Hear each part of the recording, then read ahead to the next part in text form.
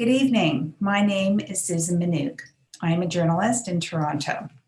As a member of Adath Israel congregation, I sincerely hope you and your loved ones are safe during these challenging times of COVID-19.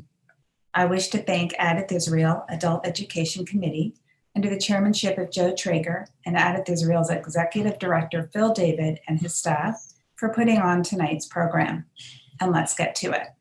It is my great pleasure to welcome you to this evening's Zoom presentation featuring Barbara Amiel, a British-Canadian journalist, writer, editor, and socialite who will be discussing her new memoir, Friends and Enemies, one of the most talked about books of the year. Friends and Enemies is a candidly written life story. It details scandals, politics, and romance, and Barbara's fierce belief in her Jewish identity shines through. Barbara Amiel has been a columnist for the Times of London, the Daily Telegraph, Maclean's, senior political columnist for the Sunday Times, editor of the Toronto Sun, VP editorial for the Hollinger newspaper, and co-authored by Persons Unknown, which won the prestigious Mystery Writers of America's Edgar Award. This evening's program will be a conversation with our guest author, Barbara Amiel, interviewed by Danielle Crittenden, who will be joining us from her home in Washington, D.C. You may recognize Danielle as the host and executive director of the popular podcast, The Femsplainers, described as a weekly girls' night out with some of the most fabulous women on the planet. She's the author of 4 books and a contributing editor to the Huffington Post. Danielle's numerous articles and essays have appeared in publications such as the Wall Street Journal, the New York Times, the Washington Post, and the Daily Telegraph. Danielle was born in Toronto. She is married to journalist and author David Frum, and they have 3 children. Please welcome our evening guest, Barbara Amiel, and event moderator, Danielle Crittenden. A somewhat disturbed woman. It was not her fault. It was, I suppose, genetic. And my stepfather, who was an exceptionally kind man, saw that if I was around, I looked like my father, I was going to provoke these sort of sporadic suicide attempts that she was having about once a week. And so everybody decided it was better off if I didn't live at home. And What age was this, Barbara? Well, I think I came home from school when I was 14 and my things were packed in 2 cardboard boxes on the front steps. And my stepfather had found me a room and the rent was paid till the end of the school year.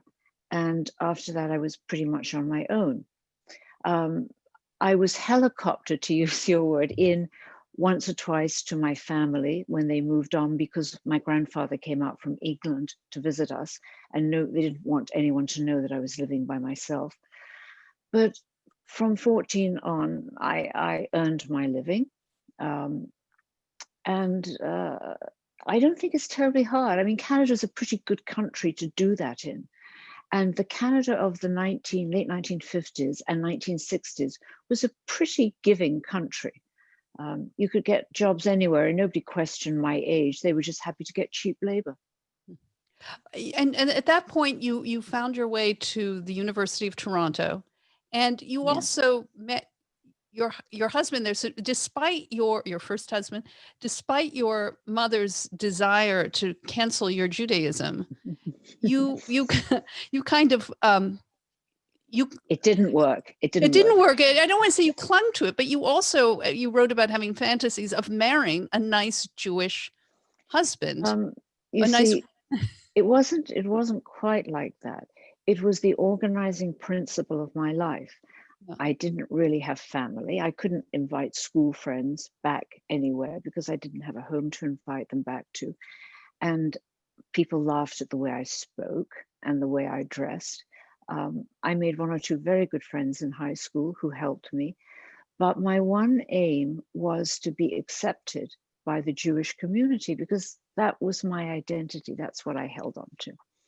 And the Jewish community was not actually terribly interested at that point in accepting me.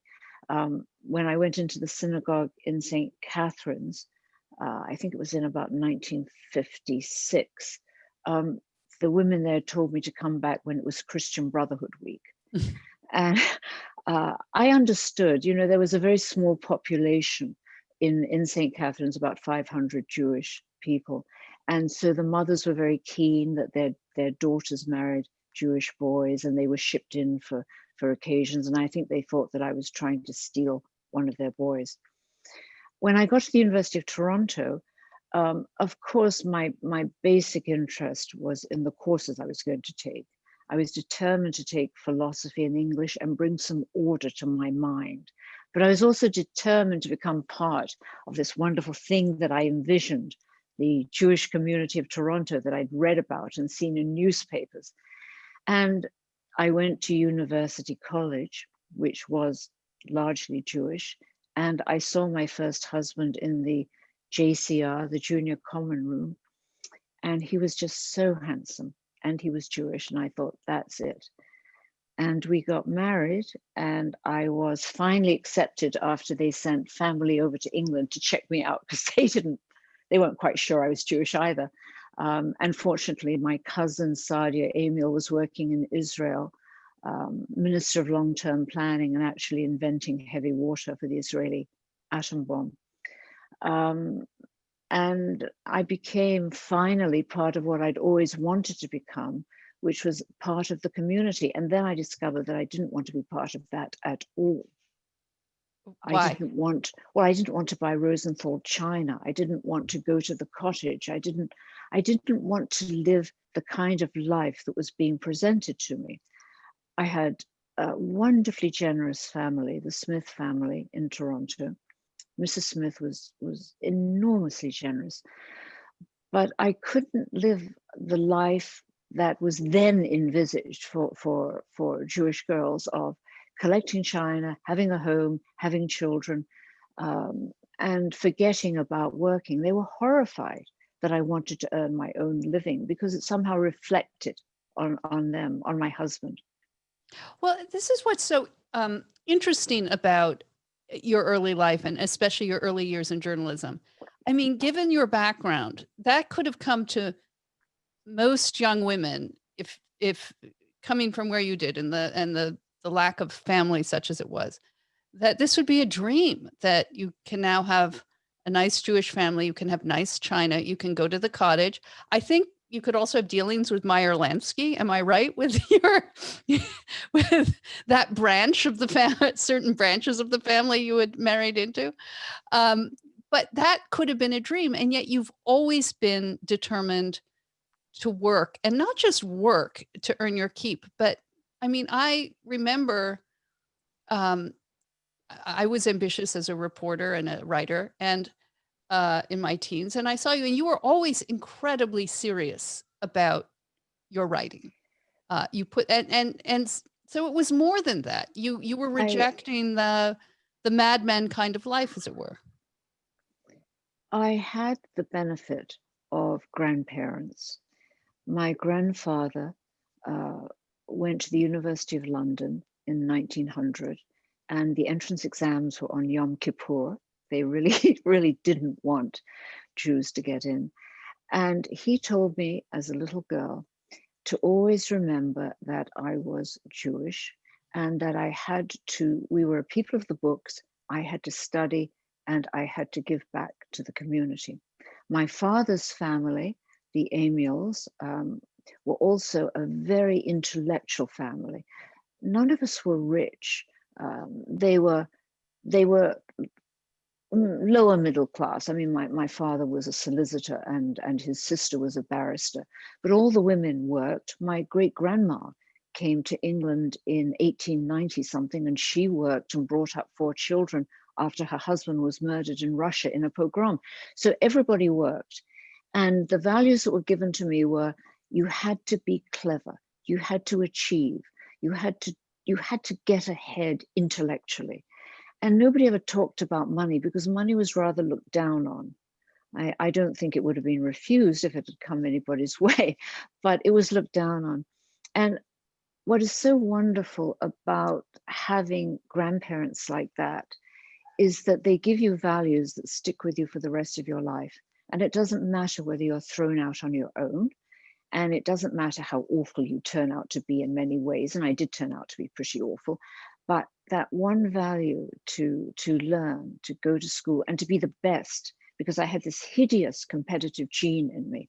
to be the best at whatever I did stuck with me. One of the pioneering aspects that you did, you and I had a slight disagreement about this, because anybody who looks back on the media in the late 60s and early 70s, and given how brilliant you were and are, that you were put in bikinis, you were run through beauty pageants at the press club, that here you were trying to be a serious writer. In some ways, you could argue that your amazing sex appeal was a bit of a hindrance, because, and yet you say it was a benefit. Like, describe that time, because I always thought, yeah, I thought it was terrific. You know, I was working at the CBC. I came out of the University of Toronto with a degree in philosophy, and there wasn't any call for philosophers in the workforce. And I had a couple of years of graduate school, and I ended up as a typist at the CBC, and I couldn't type. And the way I got into public affairs and current affairs and politics was by agreeing to represent the French radio station CG Baissé in the Miss Byline beauty contest, because they thought Amiel, which is a Sephardic name, was in fact a French Canadian name. And I thought I didn't enlighten them. So I became Miss CG Baissé. It was part of the deal. I wore a bikini. I walked down the runway, and I got transferred into CBC Public Affairs. And I have never thought that using one's appearance, if it's half decent, is anything to be ashamed of, providing you don't do anything. I mean, if anybody offered me a promotion, if I would sleep with them, I would laugh in their face and walk away. I never thought of it in that sense. And actually, nobody ever did offer me a promotion if I would sleep with them. So I feel rather shunned that I was never sexually assaulted at all. But I don't see anything wrong with women if they have some sort of appearance that seems to open doors, using it. And I've often thought that if we wanted to make this society really equal and weren't such hypocrites about what good looks do for people, what we would do is we would make everybody good looking. Because if you are reasonably good looking, doors do open for you. And there's all the human rights commissions in the world can't change that. Well, so you did navigate this very impressively, and then you met George Jonas, who I think, given our Adath Israel audience, I mean, Hungarian Jew, he had maybe the most profound influence of any upon you, and probably not just in, intellectual affairs, but also in Judaism. Talk a little bit about George and his. I think we had an effect on each other. George Jonas, who is a wonderful writer and poet, had come out of Budapest. He had lived through the Holocaust, which, as he pointed out, was not a movie for him. And he came to Canada, worked at the CBC, and he never thought much about his Judaism. Actually, he never thought about it until his deathbed, and I was at his deathbed, and then it all came rushing out. But because I wanted to talk about it and wanted to talk about who we were, he began to think about it. And we played off each other in that sense. And one of the first gifts he gave me was this absolutely huge gold 18-carat Star of David. And I looked at it and I said, George, how am I going to wear an 18-carat Star of David that size around my neck? And he said, and we were very poor at the time, so it cost him a lot. He said, I wanted to buy in 18-carat gold what the Nazis made me wear in yellow cloth on my coat.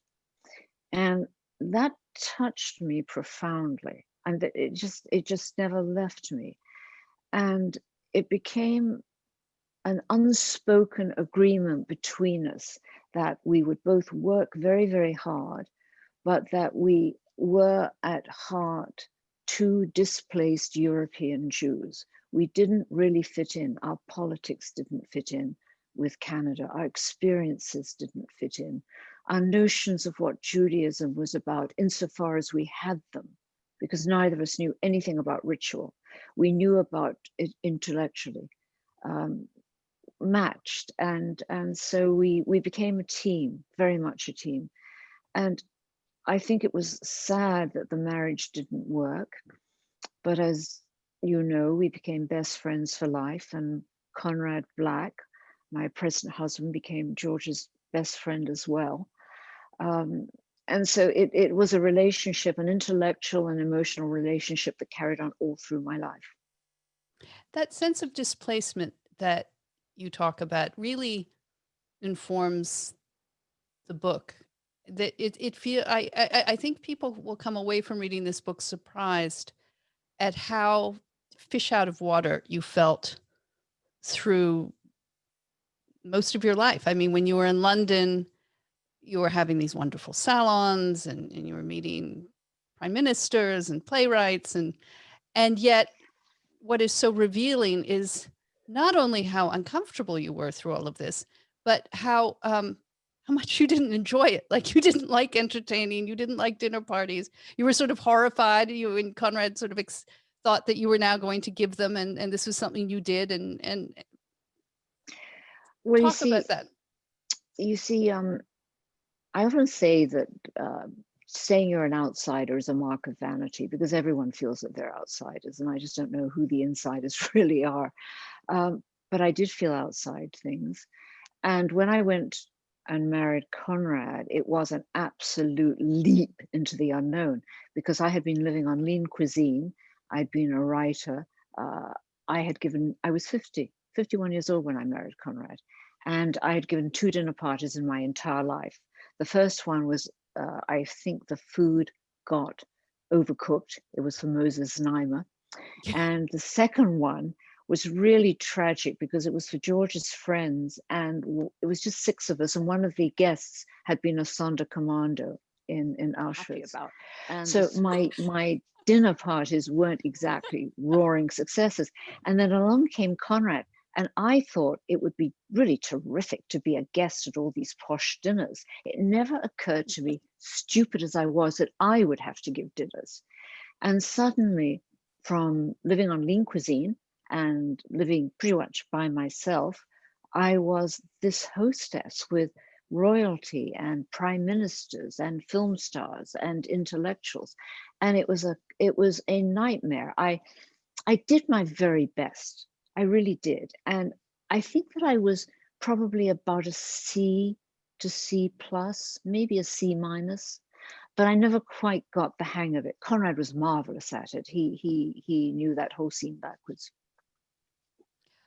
I tended to rule over a household of butlers and under butlers who I'm sure were making enormous jokes about me downstairs, and who were looking at me rather pityingly upstairs. I think that's traditional, though, as if anybody is watching The Crown, which I'm sure many here gathered perhaps are. I thought, given, I want to make sure that we hit some of the famous people that you have met and entertained, and since The Crown is certainly in my mind, you and Conrad were quite close to Margaret Thatcher. And Conrad was very close to her, indeed, really close. And she was often at our house. She had a difficult personality. She preferred men. She was tremendously encouraging to me before I married Conrad. She read my columns in the Times, and she would write me letters about them, which is an amazing thing, because I was in awe of her. But she wasn't a woman's woman. And I found it difficult to be friendly. Conrad had a terrific time with her. Similarly, people like Princess Di, it's not that she wasn't a woman's woman. She had very close girlfriends, but she was so otherworldly. She had such an agenda that she too was difficult to be close to. And the circles I moved in were absolutely astonishing to me. Sometimes I pinched myself. And it's a strange thing. I don't know what it is, but Jews are somehow automatically drawn to other Jews, even when they're Jews in hiding. And I don't know if any of the viewers have discovered this, but even when I was in grade 8 in Hamilton, nobody in that class ever identified themselves as Jewish when the teacher said every Monday morning, stand up those who didn't go to church. And I was the only person who stood up. But I immediately spotted the two Jewish boys in our class and became friends with them. When I was entertaining with Conrad, I remember one day looking at Tom Stoppard, the great playwright, and thinking, he's Jewish. And I went down to Tom and I said, Tom, are you Jewish?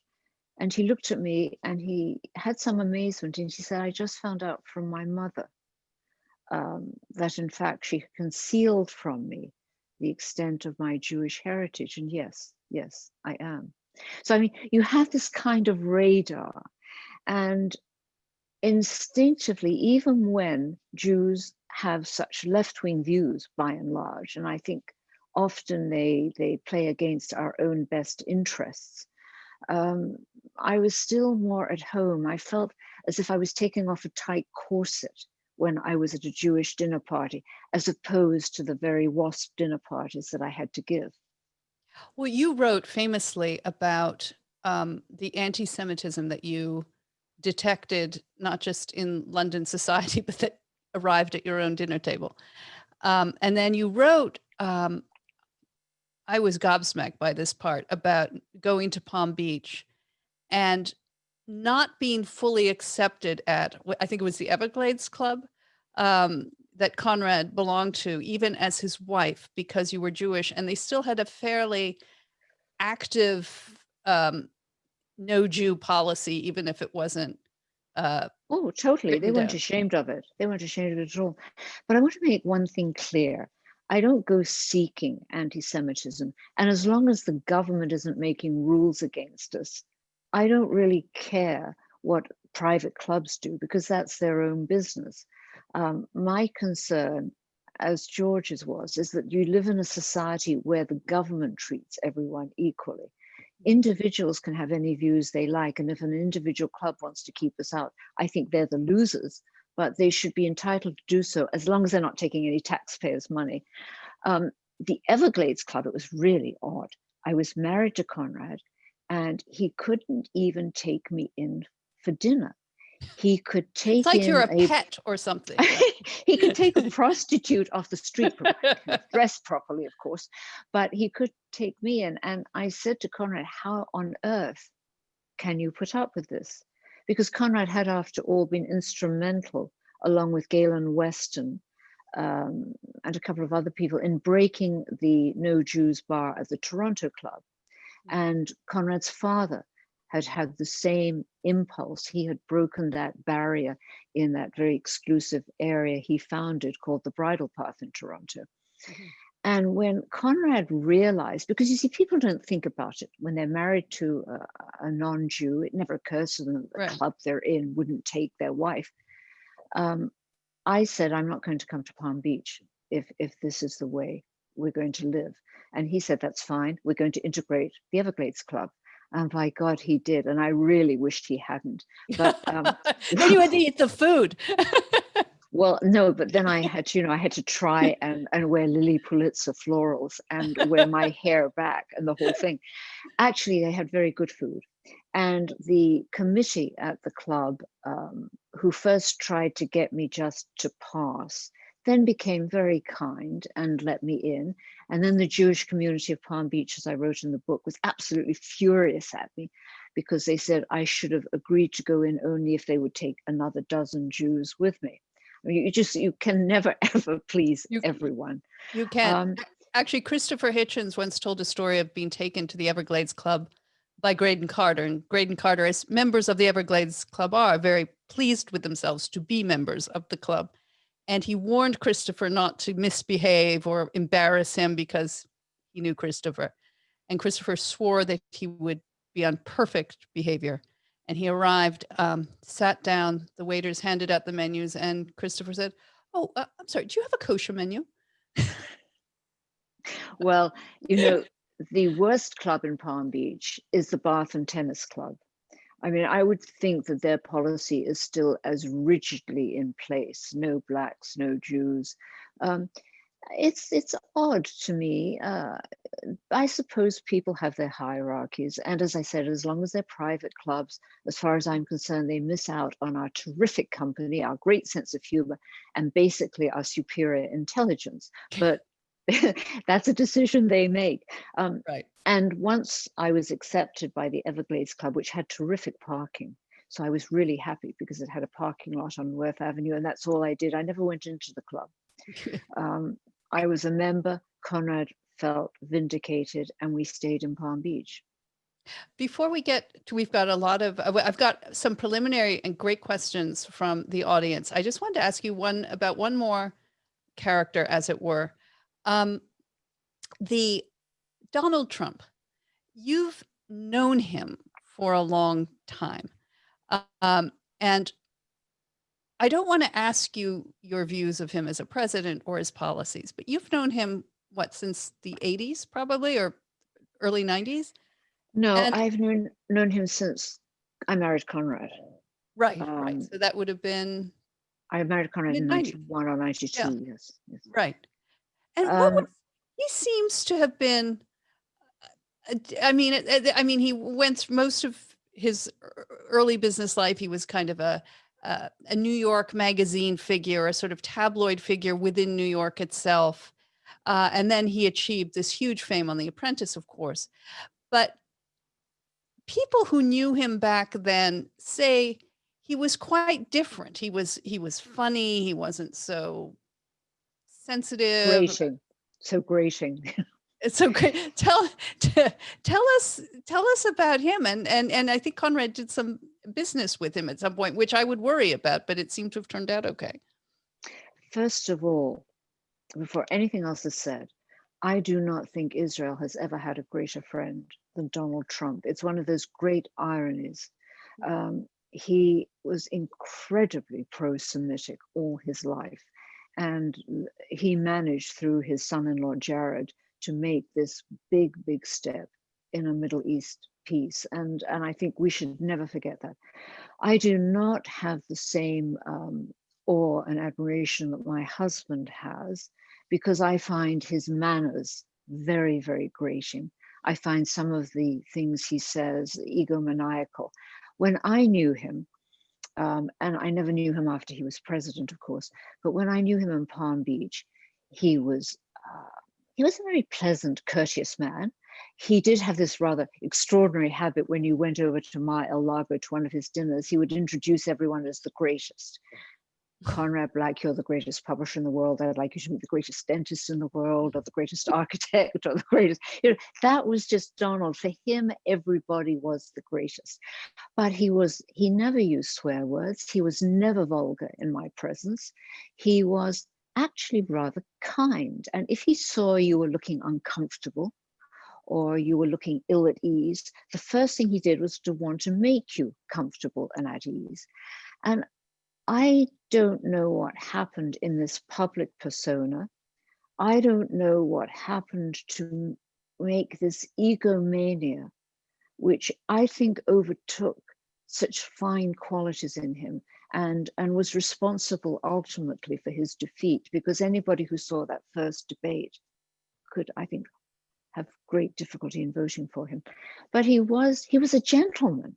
He actually was a gentleman. And at that dinner that you're talking about, it was my 60th birthday. Oh, yes. I think we were talking about this beforehand, that I was at your 60th birthday, which was in a restaurant in New York, and you sat me next to Donald Trump. And this was before The Apprentice. So he was still in that New York magazine world. And I was horrified. I got to the table first and I thought, why have you done this to me? And I didn't know what I was going to say or what he's going to be like.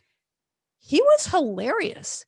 We had the greatest time. He was, as you say, he was funny, he was lively, he was informed on things. And I the past 4 years, I keep thinking back to that dinner and this person I met, and it just seems completely different. Well, that 60th birthday party became notorious, and it became part of the trial. I had never met Donald Trump before. That was my 60th birthday. It was supposed to be a surprise party for me. And there on my right-hand side was not my best friend, But Donald Trump, this gentleman I had not met, but with whom Conrad was trying to sell the Sun-Times building in Chicago to.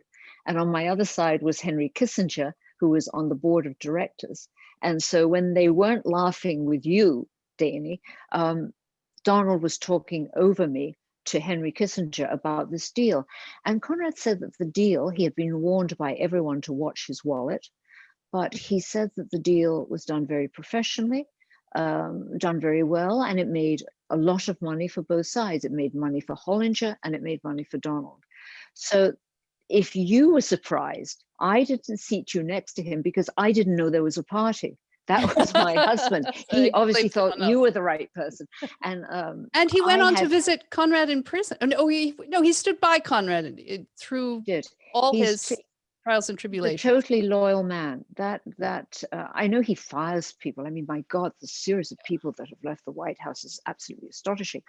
But he is totally loyal to friends, and he was totally loyal to Conrad. Now, Conrad did write that book about him. It was not, as has been portrayed, a puff piece.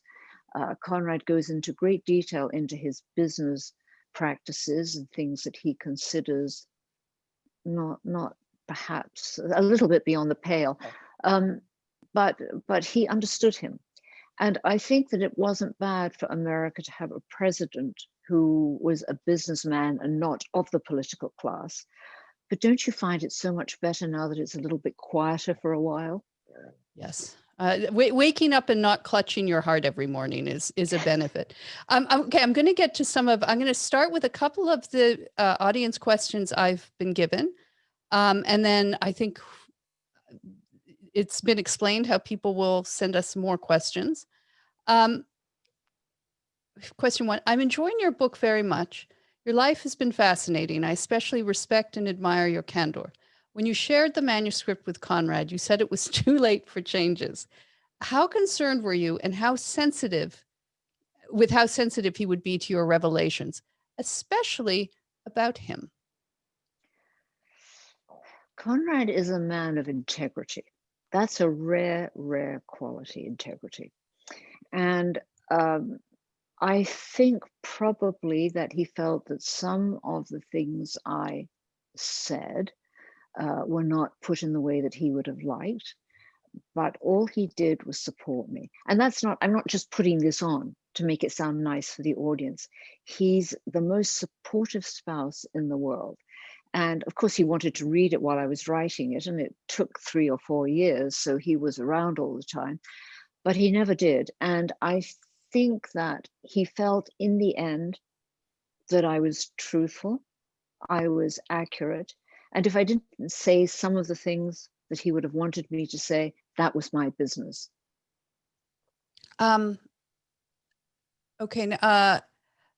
Yes, the next question is similar. I think you answered it. Have any particular parts, stories, or portions of the book upset Conrad? Let's getting more specific. I don't think anything upset him. Certainly the sexual revelations didn't. Conrad has a very, very I'm glad you brought that. I wasn't going to raise that, but how did he react to those? He thought it was great. I mean, people don't know this about Conrad. It's not that Conrad himself is licentious or promiscuous. He's about the most faithful husband anyone could have, and I'm sure that his former wife would attest to that. But he has great respect for women, and he thinks that if a woman wants to go off and act like a man, that's terrific. And he loved it. I mean, I know it's hard to believe, but he did. And things that I thought he would be incredibly embarrassed by, things that embarrassed even my really decent and good editor and publisher, Doug Pepper, and Conrad found matter of fact. I mean, I wrote about an encounter with a black man, a can of whipped cream, and a beautiful Doberman dog. And meeting Conrad, on the street. Yes, a pickup, as it were, your usual Sunday afternoon pickup in New York. And Conrad just found it fascinating.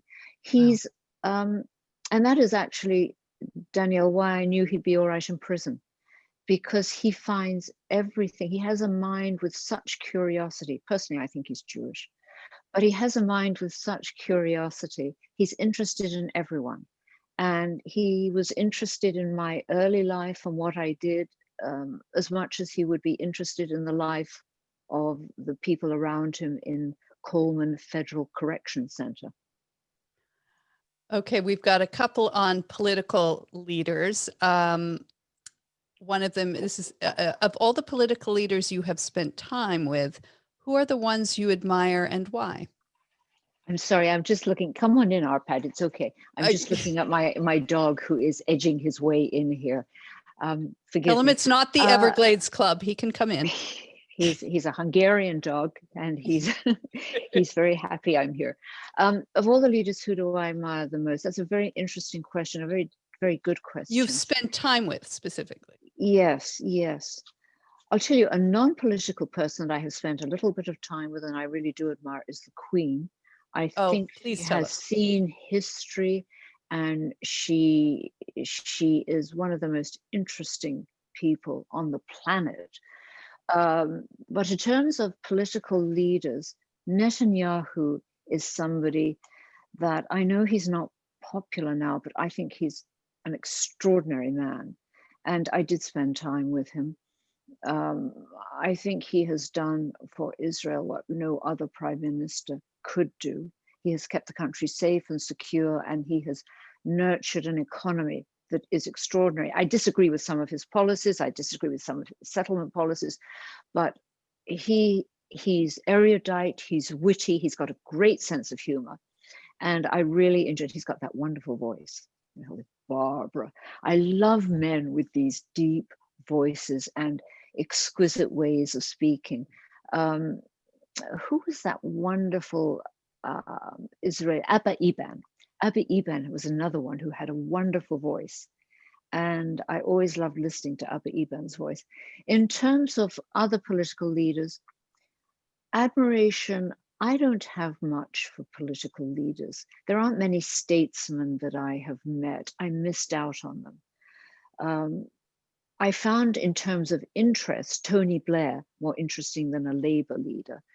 And I found good old Bill Clinton, who I told Conrad I was absolutely not going to meet. I mean, I was just appalled that we were going to meet him. And Conrad said, "You are going. Downing Street is giving a dinner for him." It was, "You are going." And Conrad said he watched with amusement as Bill Clinton held out his hand to me and said, "Hello, Barbara," and I melted on the spot. I am a sucker for apparently tall you had a way Southern with boys. Women. There's another one on this political theme, but can you just tell us what you had conversations with the Queen? Does she speak of anything of note, or does she just talk about her gardens or her dogs or her? I never had real conversations with the Queen. I watched her conversations when I was at gatherings with her. I watched her tact as she avoided questions. Conrad spent some time with the Queen Mother and the Queen, and so we got an insight into all the dealings that she was having to go through. And in those early episodes of The Crown, I haven't seen season 4, and I gather there are some real stretches of truth. But in those early seasons of The Crown, what came across as very real to me was the fact that she had to deal with prime ministers of every different stripe, and she was much smarter than they portrayed in The Crown. She may not have had a formal education, but by God, she learned fast. Okay, question again on the political themes. Comment on your writing regarding Arafat's telling Arab leaders he would never agree to peace while agreeing at Oslo Accord. How did you get that story, which was never given the traction it deserved? I can't remember the particular column, but it probably came from when I was with Hanan Ashrawi. Rupert Murdoch sent me to Israel to do a profile on Hanan Ashrawi as long as I like, and I could stay there as long as I like, because I always made this deal with editors and publishers that if I was going to do a profile, I had to spend time with the profile writer. And I was in Hanan Ashrawi's home when she was talking to Arafat, and she was very, very close to him. And it took me I suppose, a number of weeks before Hanan's deep dislike of Jews and contempt for us actually surfaced. And she used to speak with absolute contempt about American Jews, who she said really liked to show how broad-minded and liberal they were by being friendly to her. And that was an eye-opener to me as well.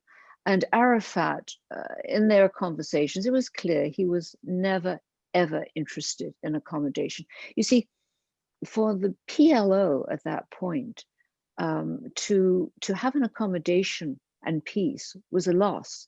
It wasn't a victory. It would be a victory for Israel, but it would be a loss for the PLO. And that has always been the problem, apart from the problem that Israel has never really had anyone to make peace with in the Palestinian Authority. The essential problem that victory is defined in two different ways for each side has been the real stumbling block. All right, now from the political to the personal. What would you tell your younger self? What would you want to change if you could have had a do-over? Oh, those are always good questions. Hard. Yes, they're horrible, absolutely horrible. And they're completely valid. I tried to work as hard as I could, but I don't think I worked hard enough. I wish that I hadn't had so much interest in sex, because that takes up time, and enjoying the company of men takes up time, and then you have to work through the night to make up for it. And that probably wrecked my health, because I had to take all kinds of medicines to stay up all night and work hard. I suppose I wish that I had been more focused and had had the guts to give up the life on Fifth Avenue and Park Avenue earlier, and give up my love of clothes earlier on as well, so that I could have gone strictly into writing books. I think that I might have been a decent writer of nonfiction books, and it's something I wish I'd started much earlier, rather than journalism, which essentially wraps fish the next day. Well, I think with this book, you've kind of made up a lot for that. So anything you feel, this is more than done what 10 other books would have done. Okay, okay. This could be asked of your dog Arpad as well as of you. In assessing people, what matters more, intellect or temperament? Well, for me, I mean, of course, if people have the wrong temperament, you're never going to be able to access their intellect. Mm-hmm. But for me, what matters in people, I'm afraid to say, is their intellect. I will put up with terrible personalities, terrible habits, and terrible attitudes if the payoff is insight and an intellectual experience that I couldn't have otherwise. I will excuse bad manners. I will excuse anything for talent. The problem is that a lot of untalented people have bad manners and horrible temperaments, and then there's just no way around it. Oh, okay. Here's what is the difference between anti-Black and anti-Semitism? Well, I don't think there's any difference at all. Just to be anti any group is pretty mindless. Yeah. And I guess different objects. You know, I mean, it's like the Black Lives Matter. They're essentially, to my mind, anti-Black, because what they're doing is against the interests of the Black community. And certainly, if you talk to small business owners and people who live in the bad parts of town who are Black, they're not very happy with Black Lives Matter, and they're anti-Semitic as well. And people who are anti-Semitic are just terribly narrow. I don't think there are many. I mean, in Canada, I've never really encountered any strong anti-Semitism. We have the odd person who was anti-Semitic, but this is an incredibly decent and tolerant country. But to be anti any group is just plain stupid, isn't it? Agree. I'm just want to get, While we're on that subject, I want to say yes, something to our yes, audience. go ahead, go ahead. I mean, this is my little lecture. It astonishes me that Jews in Toronto continue to give large amounts of money to the University of Toronto, which is the home of Anti-Apartheid Week, which has Middle East studies programs that are against us, that corrupt and distort the truth about the Middle East. I would give money to hospitals. I think the philanthropic urge in us is wonderful. I'd give it to schools, I'd give it anywhere. But the universities today are not the place for Jews to be giving money. And please forgive me for saying that. And if you've given it, I admire your philanthropy, but I think you'll find that you are supporting an institution that is the home of some very bad ideas indeed. I'm going to put out, I've got one more question, and then I'm going to put out a last call for questions because we're getting close to the end of the hour. Question, until I read your book, I saw you as a highfalutin and unapproachable person. I would have been afraid to have lunch alone with you. Now I'd love to meet you. Did you cultivate an image of not being approachable, or were you simply misunderstood? I really don't think that I can say I was misunderstood. I mean, that's just an excuse. I think that because I was insecure in some ways, and because to me, people that were tough were what I wanted to be, I tried to act tough and be tough.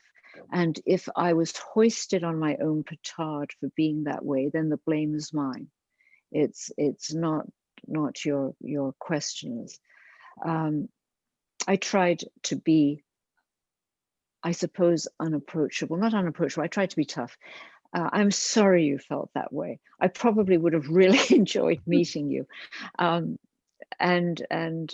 that's probably one of the things I shouldn't have done, but it was my defense, and I have no excuse. I think we've come to the end of the questions that I can see. I'll do a last general question about the future for you, Barbara. How do you feel after writing this book? How do you feel about the reaction to it? And for you and Conrad, do you see yourself, you've had to leave Conrad's, what was essentially his childhood home, you've moved. What do you see as your future? Well, that's a three-part question. It's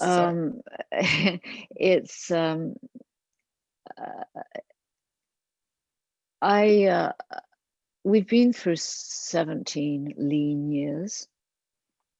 I've always thought that plagues and famine wouldn't quite last 17 years.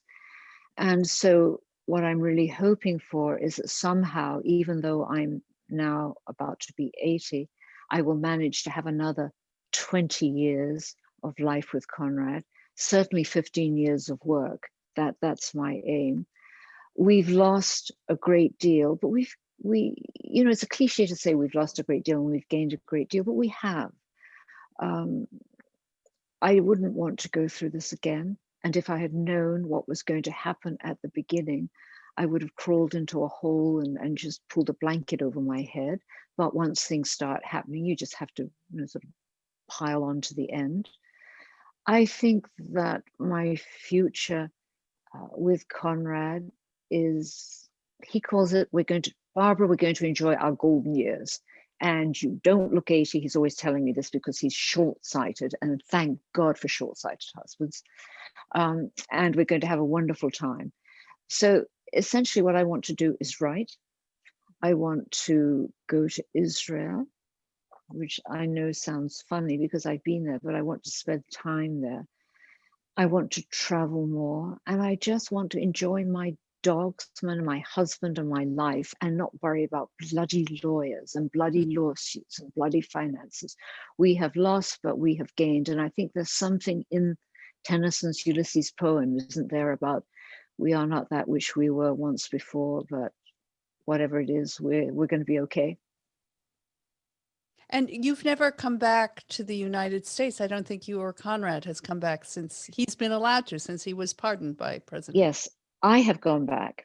Yes. And in fact, I had lunch with Nancy Kissinger and Annette de Laurenta, and it was very, very pleasant. And I have gone back to see doctors there that I had before. But going without Conrad is no fun. I mean, I'm And not really he doesn't want to interested. come again. Well, look, it's a country that imprisoned him unjustly, that persecuted him. I think that for me, because there's so much of America I haven't seen the Grand Canyon, I haven't seen San Francisco. I love going to the Metropolitan Opera. I think for me, he would do it. But right now, it's a decision we don't have to make because borders are closed. Mhm. Um, one last question came in, and it's interesting if you'll humor one more. It said, Of Barbara, you course, never had children. Do you miss that experience or feel that this was a loss or opportunity?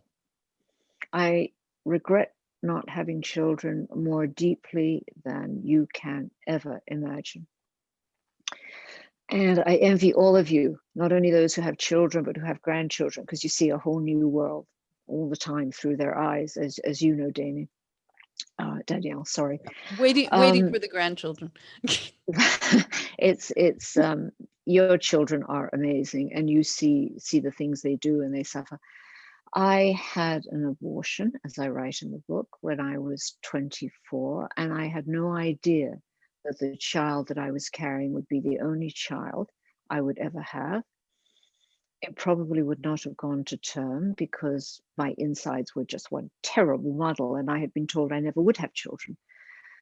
I regret it very much, but on the other hand, I was a selfish woman. I was ambitious. At the time, I didn't want to have children because it was going to obstruct my career, whatever that meant. And so I have to take my punishment. I mean, the gods give and the gods take away. They've given me much. I should be grateful for what they've given me. And I regret very much that there won't be any grandchildren sitting around my feet. Well, ideally we can share. Um, there's a very sweet note. This actually ends it beautifully, from one of the audience. I found you most approachable as you are now. My only regret is that when you were shunned by everyone, I wish I could have found out to tell you that you were not alone, but I was told you were not well and you seem to have gone off the radar. Just wanted you to know that you were not shunned, and maybe others were like me who didn't know how to make contact. Thank you. I Well, don't blame you. I did retreat because I thought that I would be a burden to people. They'd have to explain me. I was toxic. But that's a very nice thought, and I thank you very much for it. Well, thank you for being so candid and for writing this book. I think it's just truly above everything, as I said at the beginning, extraordinary literary work. It's really I mean, just the sweep of life and people and worlds that you have taken in, and again, your brutal honesty in writing about them is also what makes them valuable, and we learn from them. And thank you Thank you, for Jen. everything. I hope you found tonight's program captivating and enlightening. Barbara, it has been an absolute honor to have you with us this evening. Many of us have long followed your illustrious career and your extraordinary life, a life one could only imagine. Your Maclean's magazine and trailblazing newspaper columns are legendary. Your memoir leads us on an intimate journey through astonishing adventures, along with very poignant, transformative life events, including tonight's look at your early Canadian experience with Judaism, the significant Jewish component of your relationship with George Jonas, and including your 18-karat gold star David necklace. The courage to share your life with the world, to allow us to, let's say, eavesdrop with such candor and self-deprecation is remarkable. I extend, on behalf of Adath Israel congregation, our profound gratitude to Danielle Crittenden. Danielle, thank you so much for enlivening this conversation with Barbara, for the extensive preparation you must have done, for your insightful questions, and for engaging both the audience and Barbara. We're so honored. Barbara, our profound gratitude for coming on with us tonight, for spending the evening with us and letting us get to know you. We are grateful to our Adath Israel Program Chair, Dr. Joe Traeger, the Adult Education Committee, and Executive Director Phil David for facilitating tonight's memorable event. And I thank you both on their behalf and that of the congregation. A recording of tonight's presentation will be posted to the Adath Israel website in a couple of days, where you may also order Barbara Amiel's book, Friends and Enemies, a Memoir, or you may purchase the book online at the Ben McNally Books website. Adath Israel is committed to presenting a diverse range of excellence in programs, enriching both the congregation and the community. I'm thrilled to tell you that tonight we have had an audience of 680 viewers. Thank you to everyone who registered. We look forward to seeing you at Adath Israel's next program on December the 6th. Daniel Pomerantz, CEO of Honest Reporting. On December the 17th, Howard Mednick will present a musical program on George Gershwin's life and his legacy. And on February the 17th, Dr. Tal Becker, one of the principal architects of the Abraham Accords, Israel Peace Treaty with the United Arab Emirates and Bahrain, will speak. Thank you all for attending this evening's presentation. Stay safe and good night.